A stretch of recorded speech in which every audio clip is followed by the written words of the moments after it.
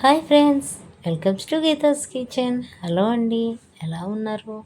బాగున్నారా అందరూను? ఈరోజు నేను మీకు చూపించే రెసిపీ ఏంటో తెలుసా అండి? ఇదేనండి గుత్తి వంకాయ కూర. దీనిని ఎలా ప్రిపేర్ చేసుకోవాలో చూసేద్దామండి. ముందుగా ఫ్రెష్గా ఉన్న వంకాయలు అయితే తీసుకుంటున్నానండి. వీటిని పుచ్చులు లేకుండా చూసుకోవాలండి. ఇప్పుడు కడాయి అయితే పెట్టుకుని ఆయిల్ అయితే డీప్ ఫ్రైకి వేసుకుంటున్నానండి. నేను ముందుగా గుత్తుల కింద కట్ చేసి పెట్టుకున్న వంకాయలను అయితే తీసుకున్నానండి. దీనిలో కొంచెం ఉప్పు అయితే వేసుకుంటున్నానండి, ఇవి నలుపు రాకుండా. ఇలా మనకి ఆయిల్ హీట్ అయ్యాక దీనిలో ఈ గుత్తులుగా కట్ చేసి పెట్టుకున్న వంకాయలను అయితే ఫ్రై చేసుకోవాలండి. ఇవి కొంచెం డీప్ ఫ్రై చేసుకోవాలండి. ఇలా అన్నింటినీ వేసుకుని డీప్ ఫ్రై చేసుకుందామండి. ఇప్పుడు ఇవి మనకి చక్కగా ఫ్రై అయ్యాయండి. కొంచెం పచ్చి వాసన పోయే వరకు వేయించుకోవాలండి. అలాగని వీటిని బాగా గట్టిగా వేయించేసుకోకూడదండి, నల్లగా వచ్చేస్తాయి. ఇప్పుడు నేను 2 ఉల్లిపాయలు అయితే తీసుకుని కట్ చేసుకుని పేస్ట్లా చేసుకున్నానండి. ఇప్పుడు ఒక కొబ్బరి తీసుకుని ముక్కల కింద కట్ చేసి జీడిపప్పుని తీసుకుని పేస్ట్లా చేసి పక్కన పెట్టుకున్నానండి.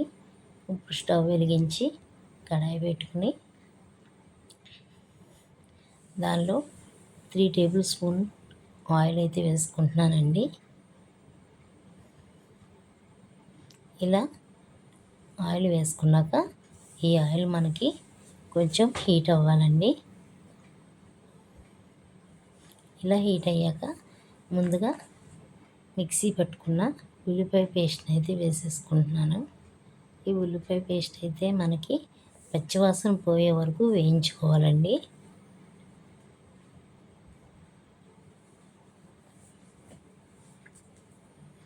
ఈ ఉల్లిపాయ పేస్ట్ బాగా మనకి కుక్ అయిందండి. ఇప్పుడు నేను దీనిలో ఒక 1/2 టీ స్పూన్ 3 పచ్చిమిర్చిని అయితే ఘాట్లు పెట్టుకుని వేసుకుంటున్నానండి. ఇవి కూడా మనకి ఆయిల్లో కొంచెం ఫ్రై అవ్వాలండి. ఇప్పుడు ఒక 1/2 టీ స్పూన్ పసుపు అయితే వేసుకుంటున్నానండి. ఈ పసుపు వేసుకుని బాగా మనం వేయించుకోవాలండి. ఇలా మనకి కుక్ అయ్యాక దీనిలో అల్లం వెల్లుల్లి పేస్ట్ని కూడా అల్లం వెల్లుల్లి పేస్ట్ని అయితే వేయించుకుందామండి. ఇది కూడా మనకి ఆయిల్లో ఫ్రై అవ్వాలండి. ఇప్పుడు మనం మసాలాకి తీసుకుందామండి. ధనియాలు, జీలకర్ర, కొంచెం చెక్క, 2 లవంగాలు, కొంచెం పచ్చిపప్పు అయితే తీసుకుంటున్నానండి. వీటిని గ్రైండ్ చేసి పేస్ట్లా చేసుకుందామండి. ఇలా మెత్తటి పేస్ట్ని తీసుకుని మనం దీనిలో వేసేసుకుందామండి. దీనిని కూడా కాసేపు మనం ఫ్రై చేసుకుందామండి.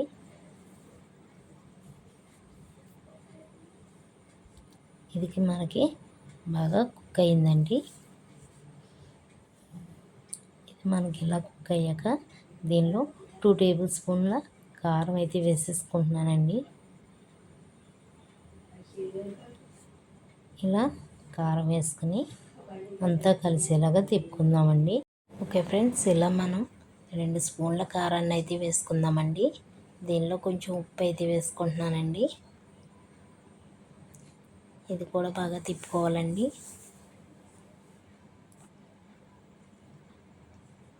మనం ఇది ఇలా తిప్పుకున్న తర్వాత దీనిలో ఒక కప్పు వాటర్ని అయితే వేసేసుకుందామండి.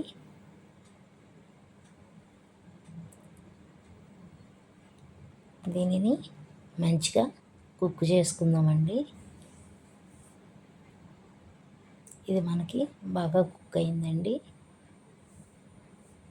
ఇప్పుడు దీనిలో ముందుగా గ్రైండ్ చేసి పెట్టుకున్న కొబ్బరి, జీడిపప్పు పేస్ట్ని అయితే వేసేసుకుంటున్నానండి. మీకు నచ్చితే జీడిపప్పుని నానబెట్టుకున్న పేస్ట్ చేసుకోవచ్చండి. నేను ఇక్కడైతే మామూలుగానే గ్రైండ్ చేసానండి.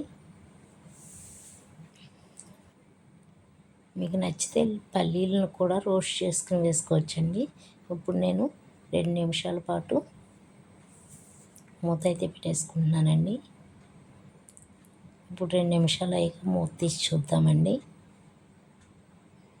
ఇది మనకి బాగా కుక్ అయిందండి.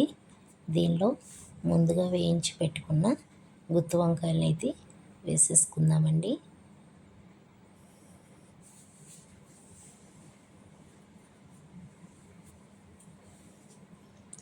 ఇలా మనం వేసేసుకున్న తర్వాత మనకి ఇది కొంచెం సేపు కుక్ అవ్వాలండి. ఇప్పుడు నేను 5 నిమిషాల పాటు మూతనైతే పెట్టేసి ఉంచుతానండి. చూసారు కదండి, మనం మూత తీసి చూసాక మనకి కర్రీ అనేది కొంచెం దగ్గర పడింది. ఈ కర్రీ అనేది దగ్గర పడింది కదండి. దీనిలో కరివేపాకు, కొంచెం కట్ చేసి పెట్టుకున్న కొత్తిమీరని వేసేసుకుంటున్నానండి.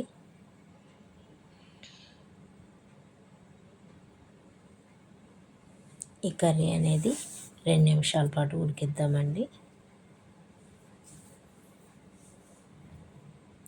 మనకి అడుగంటకుండా మధ్యలో ఇలా గట్టి పెట్టి కొంచెం మెదుపుకోవాలండి.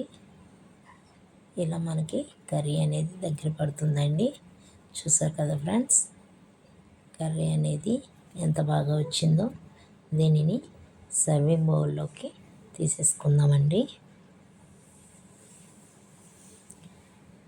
మీరు ఈ రెసిపీని ఇంట్లో ట్రై చేసి చూడండి ఫ్రెండ్స్, మీకు బాగా నచ్చుతుందండి. ఇప్పుడు దీనిలో నేను కొంచెం కొత్తిమీర వేసి గార్నిష్ చేసుకుంటున్నానండి. చూసారు కదా ఫ్రెండ్స్, మనకి వంకాయ అనేది ఎంత సాఫ్ట్గా ఉడికిందో. ఈ వీడియో మీకు నచ్చితే లైక్ చేయండి, షేర్ చేయండి, సబ్స్క్రైబ్ చేసుకోండి friends. Okay friends, thank you for watching. Bye.